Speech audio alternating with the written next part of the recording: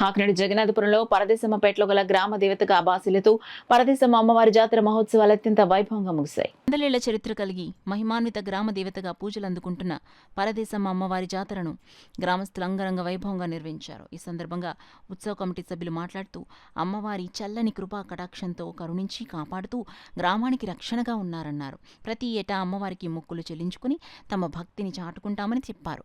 ఈ సందర్భంగా పరదేశమ్మపేటలో భక్తులు భక్తి పారవస్యంలో మునిగిపోయారు. యువత కేరింతలు, గరగ నృత్యాలు, బాణసంచా కాల్పులు, తీన్మార్ డప్పుల మూత, మహిళల మంగళ హారతులతో ఈ ప్రాంతం బ్రహ్మోత్సవాలను తలపించింది.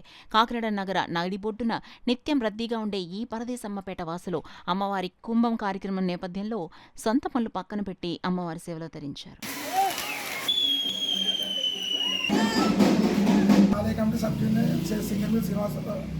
పరదేశం తల్లి ఉత్సవాలు జరుగుతున్నాయి.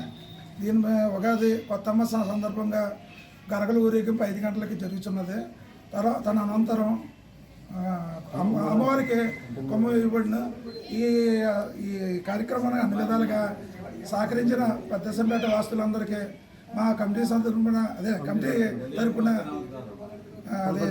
కృతజ్ఞతలు చెప్తున్నాం, ధన్యవాదాలు చెప్తున్నాం.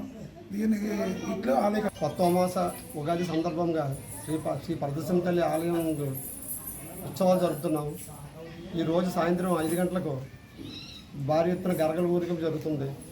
ఊరేగింపు అనంతరం అమ్మవారికి కుమ్మవేయబడిన మా ఈ సభ్యత్వానికి ఈ కమిటీకి అన్ని విధంగా సహకరించిన పురప్రజలందరికీ పరదేశం తల్లి గుడి కమిటీ నెంబర్ చెప్పిన కృతజ్ఞతలు తెలుపుకుంటున్నాం.